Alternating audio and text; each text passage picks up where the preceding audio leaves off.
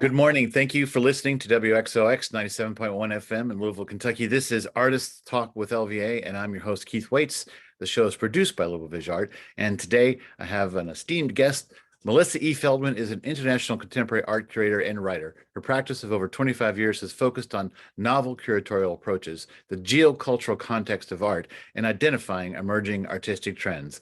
Recent traveling exhibitions include Indie Folk, New Art and Sounds from the Pacific Northwest, organized by the Jordan Schnitzer Museum of Art in Pullman, Washington, Free Play, Independent Curators International, New York, Another Minimalism, Art After California Light and Space from the Free Market Gallery in Edinburgh, and Dance Rehearsal, Karen Klimnik's World of Ballet and Theater at the Mills College Art Museum in Oakland. Feldman has held positions for the last several years as Distinguished Visiting Faculty at Cornish College of the Arts, Seattle, and Director of the Nettie Artist Awards at Cornish. A contributor to Art in America, Frieze, and Third Text, among others, Feldman has taught at the California College of Art, the San Francisco Art Institute, and Goldsmiths College. Melissa Feldman, thank you for being with me.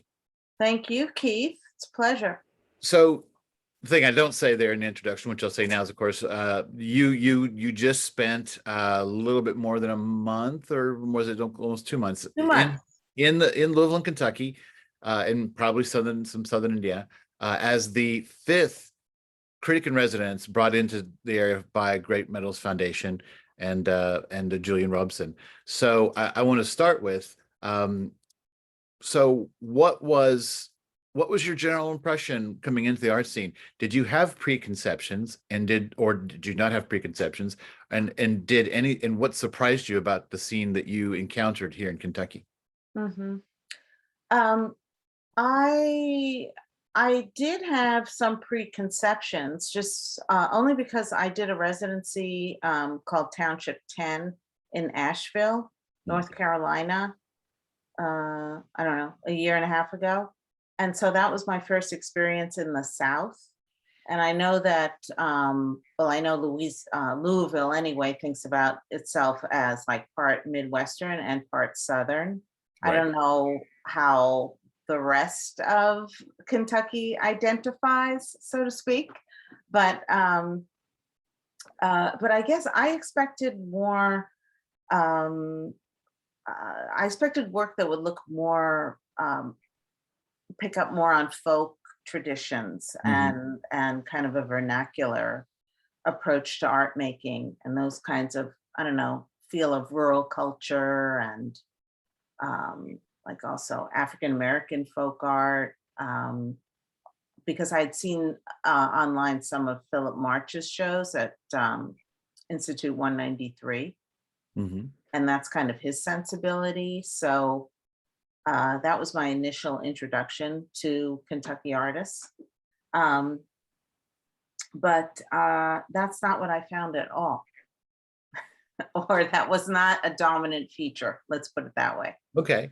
Well, I certainly think there is a fair amount of that kind of thing in Louisville, but what was talk a little bit more specifically about the kind of work that surprised you? And I whether or not you can name certain artists, that I leave it to you, but some of the general kinds of trends and approaches you found, maybe. Well, the approaches were very wide ranging in every way, in terms of style, medium, some more, related to abstract expressionism, other work more related to conceptual art and process art, even light and space art. So it was just very diverse types of practices. And I, apart from, this is not someone I visited, but I did see his show at 21C in Lexington, which Robert Morgan, for example. And then also in Lexington, I saw a Charles Williams show at the UK Art Museum. So I know that there was that element, but in terms of the kind of list of artists I was given, almost 300 names, I didn't find that aesthetic was particularly prominent. I mean, it is definitely a feature, but it's not a dominant feature. Well, you mentioned light and space and one of your previous exhibits of some importance, and there's a book published about the exhibit, the California light and space, which is a kind of minimalism. So when you said you found that in Kentucky artists, are you referring to that kind of movement in particular? Yes, I mean, the movement has become a sensibility, just like East Coast minimalism. I think, and it's been, these sensibilities have become international. I think they've lost their kind of local um, inflection and kind of reason for raison d'etre. So yeah, I mean, that wasn't that was just a sensibility and kind of just work that is minimal, that's reductive, based on simple geometric shapes and dealing with color and opticality and light, kind of meditative work. Yeah, there was that. You know, um, I didn't find, I wouldn't call it I wouldn't say that Kentucky has like a little cadre of light and space artists, but it does have the odd one here and there. I was surprised to see that in the mix. Is that because, did you find that where you found that, was it because the artist has traveled a lot, or was it something about their study habits or education that brought them into that, or how does that sensibility travel? Yeah, well, it was very, it became very visible in the early 2010s. Um, and that's now things have shifted. So there was, it started with, before that with, and these are artists who were in the Light and Space, another minimalism exhibition that I curated. Oliver Eliasson, Spencer Finch, and Veronica Janssens, Tacita Dean. I mean, my show was about how this, this really Southern Los Angeles kind of localized movement had two generations later had become kind of picked up by artists working internationally. And so I think that, artists in Kentucky are aware of what's going on, and obviously feel free to, to work in whatever manner they choose. So, Well, then, yeah. So I just assumed, I mean, I know this artist, I feel like I should name the artist, and I'm going to, because one, it's, I mean, I'm sure everyone might know who I'm talking about anyway, because she's a pretty known quantity, I think.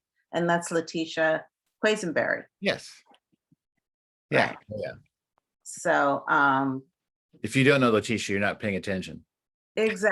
exactly. So I think it was just, it's like artists know about postmodernism or about 1970s feminist art, or, light and space, especially since, as I said, around early part of the 2000s, became much better known. There were a lot of, David Werner took on some of the light and space artists and put on a big show, and that was like the watershed exhibition. Well, so is there any sort of then do you see any sort of a trend or anything coming out of, from most of the artists you saw in Kentucky? Is there a way that you would characterize what Kentucky artists are about right now, or what is there a concentration or something that you saw as a whole? Good question. And when I say Kentucky, I'm also including a little bit of Southern Indiana, because I don't know if you went to Southern Indiana, but I did. in Louisville, I went to Southern Indiana. Obviously, goes without saying, Louisville, Lexington, Moorhead, and other, Whitesburg and Appalachia. That was like probably the farthest I got east. And then I was in Bowling Green. Did you get into Whitesburg before the flooding and all that? After. After. Wow. Interesting. But, you know, I mean, it was still dealing with that. That was still very much. But going back to Anyhow, yeah, I don't mean to distract you. So yes, some kind of themes did emerge, and one thing I want to say before I forget is that I was really impressed by how many Kentucky artists were showing outside of Kentucky, like in major art centers, in Berlin, in in Europe, in Asia. I mean, Kentucky artists get around and Right. have some great gallery representation outside of the state. I was surprised by that. I mean, I knew, I don't want that to sound, I mean, their work absolutely warranted it. I didn't have a picture of the Kentucky scene in my head at all when I arrived, and then just, discovered that, oh, I'm kind of behind because I didn't know about these artists, and they're showing all over the place. Well, but and I don't think that's you're worried about being disrespectful, but I don't think it is. I think that Louisville and Kentucky in general, when people think about the South and rural areas, and Louisville and Lexington aren't rural, but the state as a whole could be described that way. Absolutely. You think about Atlanta and you think about New Orleans, but not a lot of other cities pop in terms of being art centers. Yeah.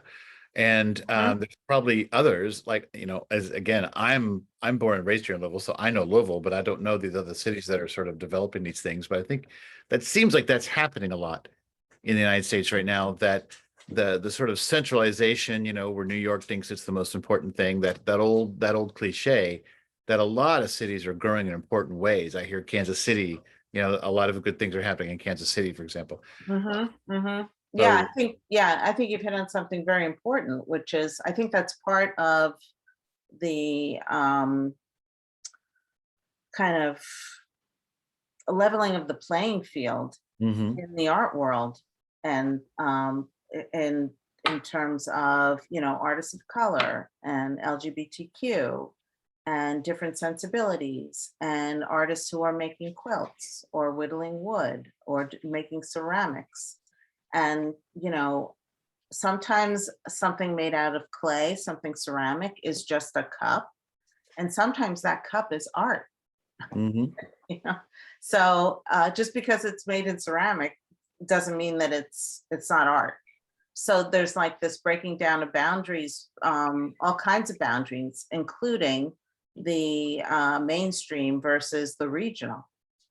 And kind of being focused on also academic training. What about other knowledge systems, and like indigenous knowledge, and how it's passed on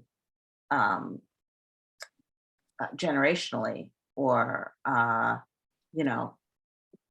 kind of the learning that goes on if you're working on a farm, right? Kind of the can do of, and making a lot of things actually goes into rural lifestyle.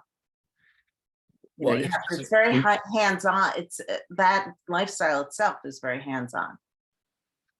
Well, it makes me think of an artist I interviewed last year. There was an exhibit of Native American artists in Kentucky that the Kentucky Arts Council put together to tour, and I was a part of bringing it into Louisville. And I interviewed a fellow, if I remember this name correctly, named Fred Keems, and he made wooden pipe flutes and he played them. And it's a pipe flute. It's made to function, have a certain sound, but then it's also a beautiful thing. But is your understanding complete? You have to hear it played, I think, is my point. But that thing that sits in that right on that, I don't know, it's not a divide, I guess, but functional and aesthetic. Absolutely. Well, that's like, the way museums are dealing with their African art collections, or, these collections of objects that had ritual purpose or ceremonial or were just part of everyday life, but they were also aesthetic objects to, these within these communities. And so kind of um, showing these objects um, as they're meant to be engaged with, you know, Right. wearing, whether at some kind of processional dance or, things like that. It also makes me think of an, I don't know if you happen to meet Patrick Donnelly when when you were in town. Well, Patrick is doing something that is not in any way a conventional art practice right now. He's a very talented and well thought of painter and sculptor, but the building he bought for his studio was built on what had been the neighborhood dump in, let's say, in the 1920s, and the building was built maybe in the 1930s. And it's a whole long story, but he started excavating in his basement and coming up with all these objects going back from generations, beautiful china and all this kind of stuff. But I was thinking about how some of the most incredible stuff that he pulls out are like pill bottles, stuff Mm, from the apothecary, because there was an apothecary on the corner. And I think about how that was made of glass, and it was just a very ordinary thing in 1920. But when we look at it now, it seems somehow extraordinary. yes, He's yeah, making a whole practice out of that excavation and that discovery. really. And yeah, it's fascinating. He hasn't painted or done sculpture in 5 years. And I asked him, he said, I'm doing this. This is what I'm doing. And it What is he satisfies all doing the with that? standards. What's he doing with that material?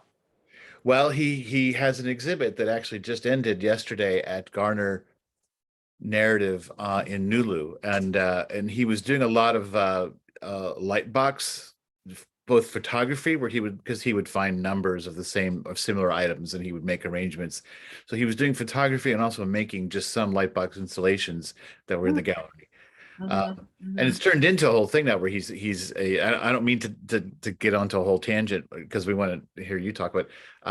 He's going to turn his studio building into a museum for the neighborhood, because what he was doing was excavating the history of that section of Germantown. So he's going to do that and probably look at maybe exhibiting at some point with the Filson, and so it's a little bit off the ordinary sort of tracks of visual art exhibitions and themes and stuff like that. Right, right.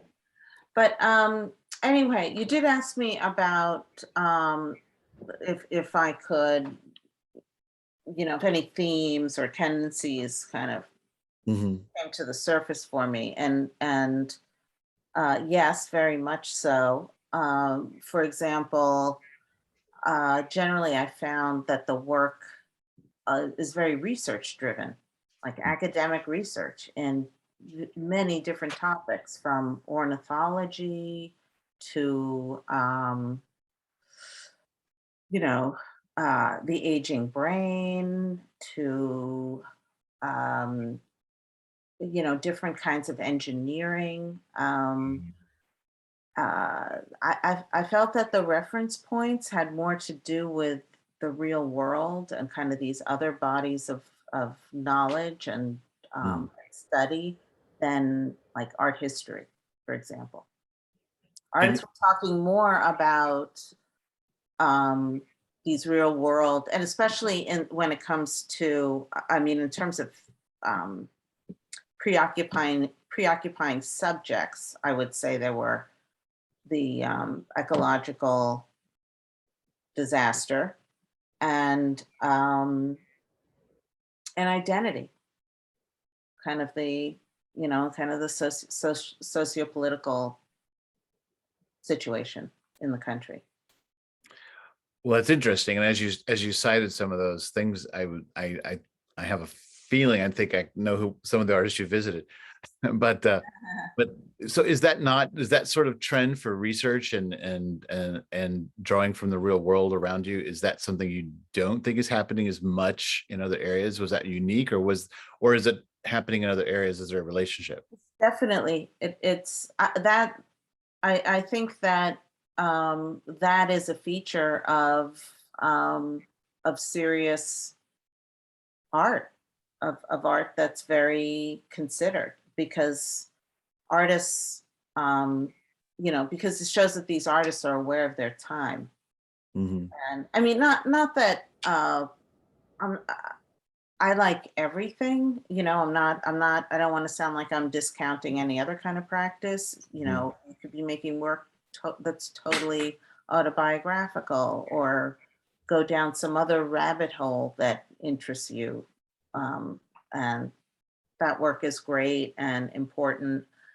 Um, but I thought that was a very, I thought that in that sense, the work here is very much in tune with what's going on nationally.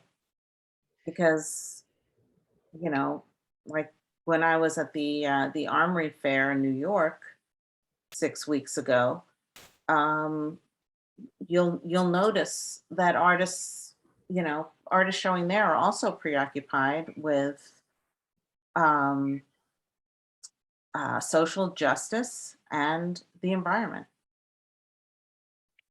That's really. Well, and Yeah, that's what surprises, like, what artists, the way they're working and what's on their minds is just like what I would find kind of in the mainstream art world. are we more tighter knit when we think about the distance from New York to Louisville or to LA or to whatever? Is it just the concept how we're so tied together now by media and the internet and all these kind of things? Does it boost that zeitgeist concept or not? You mean how so many artists are mindful of. Yeah. um well, I think maybe it has to do with how dire the situation is right now, and coming out of the pandemic. I mean, I don't know, like, I did a studio visit with Ying Hit Chan. Yeah. And I don't know what his work, I was looking at new work, and so we just talked about that. And I don't know what his work was like in the past. So his work looks like gestural abstraction, Hmm.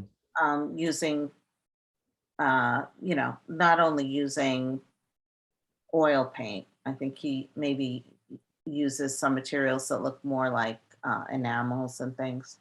Well, Jackson Pollock, I think, used enamels too. So scratch that. Anyway, it's definitely comes out of the language of gestural abstraction.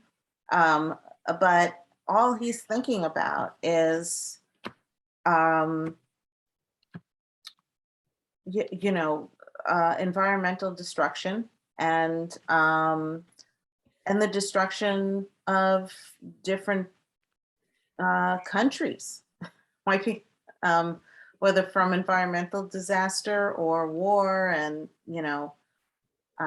being oppressed, and just I think we're all very aware of forces that want to dominate other people and nature, and in a very kind of power hungry, greedy way.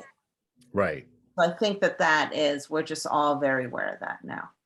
I know he had work up at the Mormon Gallery while you were in town, and so I was talking to him about that, and he was going back to the birth of the atomic age, the first bombs that were tested and stuff like that were part of or referenced in his imagery. I mean, it does seem like, yeah, like, our desire to try to master nature is our doom. Hmm. I'm a pessimist. I don't have a lot of hope for those things right now. Well, But things are not looking great, but anyhow, I mean, so I don't know if the artists, if their work is different now, if it's just the moment that I'm seeing their work. But I don't know. I didn't get the sense that uh the work had made a sudden, Mhm. left turn or something, given the kind of Right, climate that we're in now. right. Well, and what you're talking about is that, their artists are responsible citizens. They're responding, if you're not an artist, you might respond by, going out to Hmm, work right. for a political candidate or work for some sort of effort. But an artist tries to communicate something through their work that hope might change hearts and minds about Mhm. the problems we're facing. Yes, yes. And it seems interesting because I think a lot of times people, the old cliche is artists aren't responsible citizens. They don't really contribute, they don't make money, they don't make whatever, those kind of things. But really, they are among the most responsible. Yes, yes. I mean, I don't know, or in any case, I think the conviction of their feelings, Mhm. gives their work a lot of power, even if it's not changing the world. But I think just kind of cumulatively, art and the arts does change the world, or at least, or maybe more accurately, it holds a mirror up to us, Mhm. maybe so we can see better what's going on, raise our awareness. Right. Well, let me ask you this. Then, when you look at Kentucky, so you've talked about the kind of things you saw, and that artists are kind of responding the way artists are responding all around the country. Are there any things? Are there things that you think are missing? What do you think that we need in Louisville and in Kentucky that maybe we're not having right now for the visual arts community? Um, I think that um, I think artists, especially younger artists, rely too much on getting information off of their phones and off of Instagram, Mhm. and like thinking that, oh, I'm up on things because I've got this, um, this great network, and because uh, it's a misrepre you can't really tell. It's a misrepresentation, because you're not seeing the work physically. Mhm. Mhm. Um, and I think that artists could be a little bit more aware of phases of, like, particularly art history in the last 40 or 50 years. And I don't know. I think that means, like, go to the art museums, look at private collections, travel a little bit to go to an art museum. I mean, even, if you're in, like, go to Cincinnati, or, you know, just like, I think artists, um, should try to see as much work as they can, because besides getting historical information, it's also just good to see live work, and see it installed, and be Mhm. aware of that layer of presenting your work, Right. I, because it's very different from just working in the studio. And I think, not every artist is, either they're showing in the same gallery or something, a lot. Mhm. um I think some artists could uh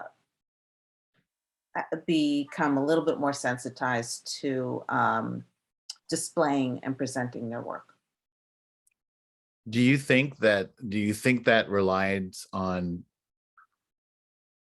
digital communication does that damage an artist or undermine their natural tendencies? And I guess what I'm thinking about is, I know that there are people, when you talk about influence and going out to visit, there are people who are trying to be artists and their influence is somebody whose work they are only seeing online. I feel like Exactly. is the point you're making, so that they aren't tying into any larger sort of culture. they're Mhm. just they're just sort of copying, or, and maybe not copying, but Like loving some, like picking up on a sensibility. And the other thing is that that artist that they're so enamored of is really not doing anything very important, not really part of the conversation. right. Like, I'd rather that an artist go look at, Like I said to one artist, like, go look at Matthew Marks's website.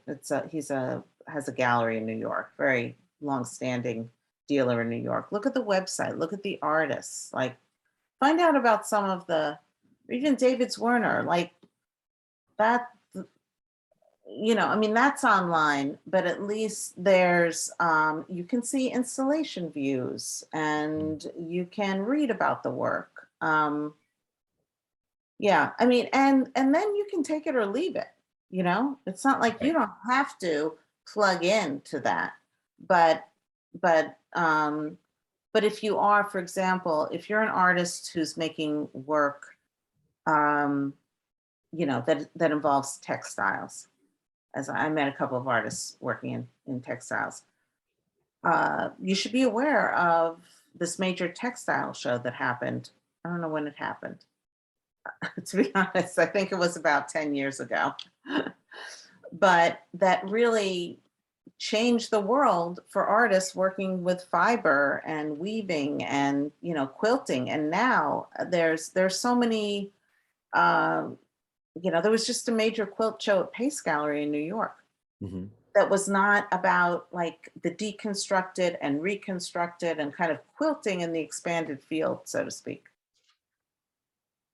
So these are like, and like I said, take it or leave it, but it's kind of like part of, it's research that should be done. And then it's also, it's institutions and the press, that should help inform its artists, kind of. And I think the institutions are doing that, but it's something that, and I'm sure they're mindful of that. But I don't know, because I only saw shows, within the 2-month period I was here. Right. We do have a pretty good, I don't know, maybe pretty good. I sound like I'm qualifying myself so much. There's a show in across the river in the Carnegie Center that happens, but you would not have seen it.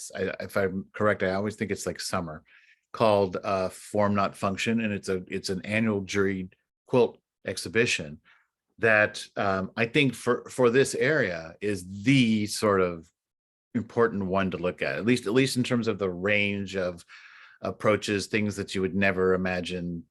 If you Mhm. looked at it digitally, you wouldn't think that was a quilt. I know that sounds kind of facile, but it does bring Yeah. in kind of a range of, and those artists, that work comes from all around the country. It's not just Hmm.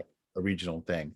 So I Mhm. think that is the one. That's They're the one. not they're That not that would necessarily traditional quilts. right, They're like right, reinventing quilt, right, kind of right, reinventing in so that it's about life now right. and not just kind of a nostalgic sort of Oh, absolutely. Oh, absolutely. Yeah. commenting.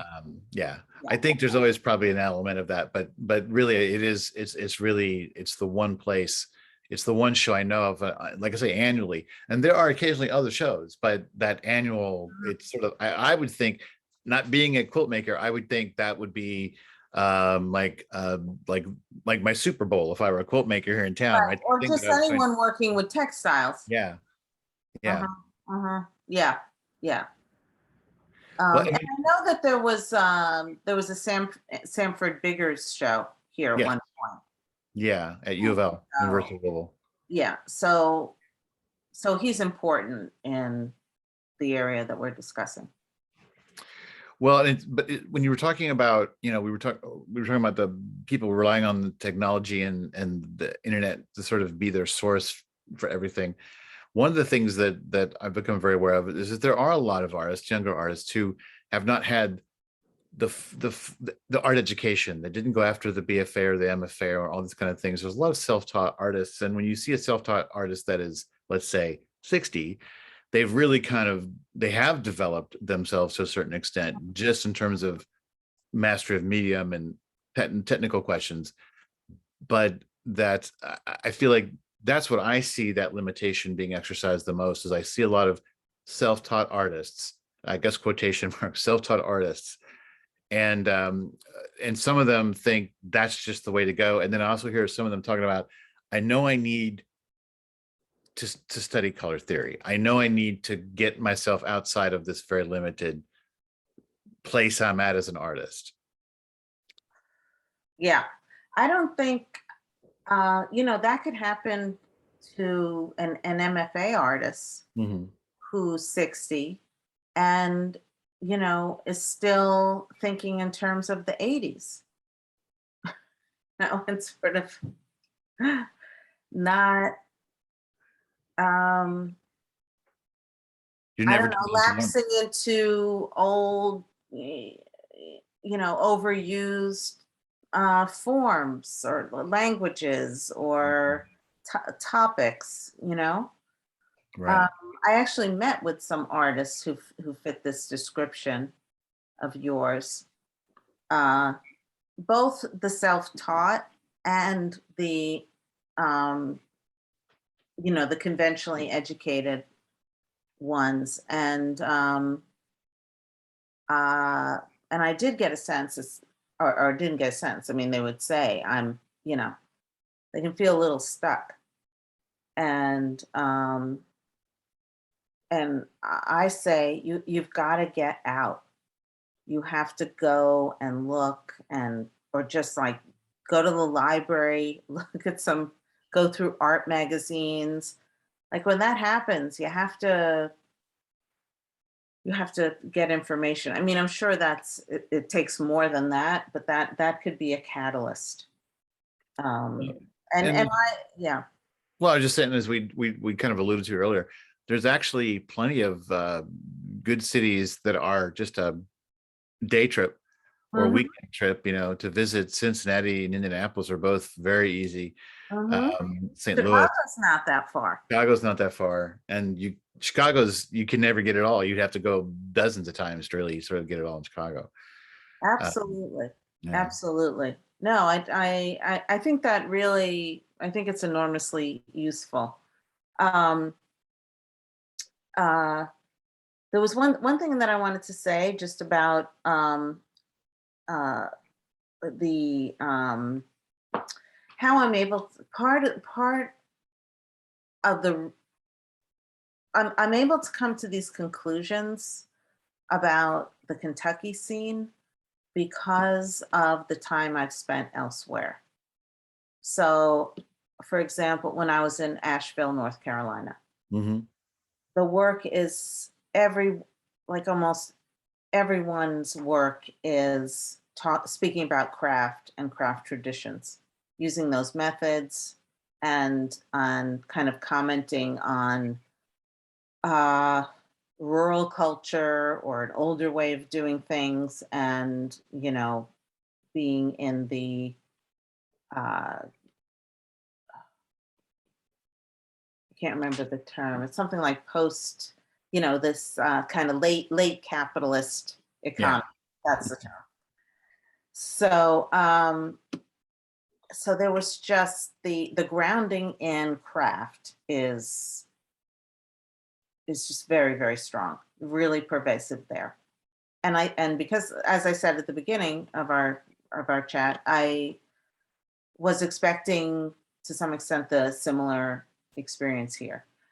Um, and and another kind of regional scene I'm familiar with is in the Pacific Northwest. Hmm. I was based in Seattle for a long time, and my observations of that scene form the basis of the exhibition that you mentioned called Indie Folk: New Art and Sounds from the Pacific Northwest.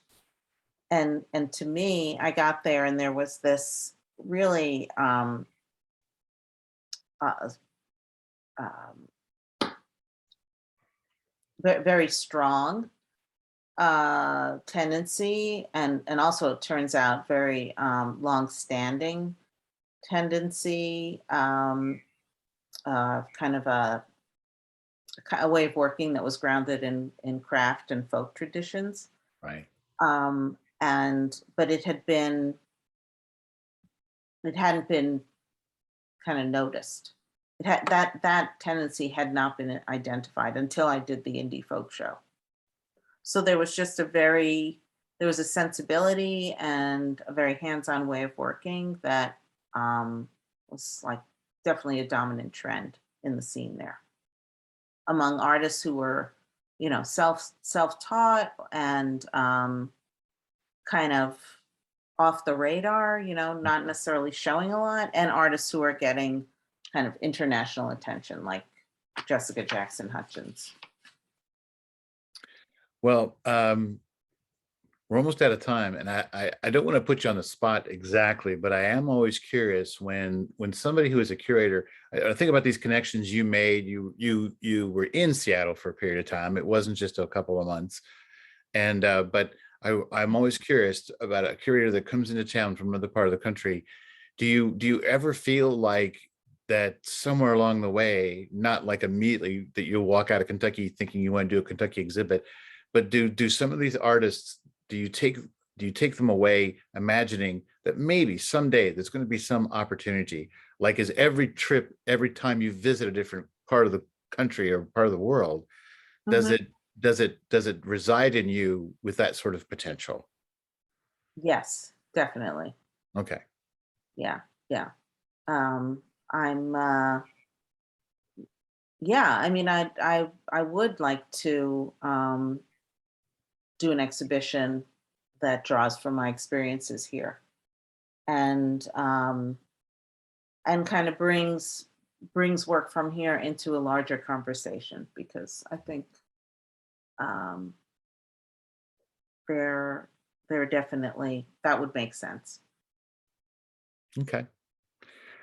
Well, thank you, Melissa, for chatting. It's always fun. I think there's such a great value every time I have do the interview with the Critic-In-Residence of that outsider perspective Hmm. on this community. Like I say, I was born and raised here, so Right. I don't have that outside. I'll never have that outsider perspective. So I value it a lot, and I appreciate you taking the time. I'm just curious, as someone here, um, did my observations, do they surprise you? Um, No, no, and and I've asked that question, and of all of the critics in residence, and I think a lot of times you actually maybe in some ways gave the most sort of specific comments about what you found here, and that's what I'm wondering is like, is it just a group of artists all trying to do things willy-nilly, or is there sort of a common thread and a common basis for what's happening there? I'm interested in knowing that because again, I don't know that I will see it as easily as somebody who comes in from outside. Hmm. Hmm. So no, Yeah. I appreciate those comments, yeah. Okay. All right. I was just curious. Well, there's more in that vein in terms of my. I really elaborate on my observations in my talk that I gave at Critical Mass Mhm. yesterday. Yesterday morning, actually. Um, I drove back, so it seems like it was a long time ago. But just for people who are curious, that presentation, the whole symposium, which was fantastic, was recorded. So under Maine, we'll have a link. All right, cool. Okay. Good Thank to you know. so much, Keith, for your All right. interest. Great chatting with you. All right. Thank you, Melissa. Okay. Bye.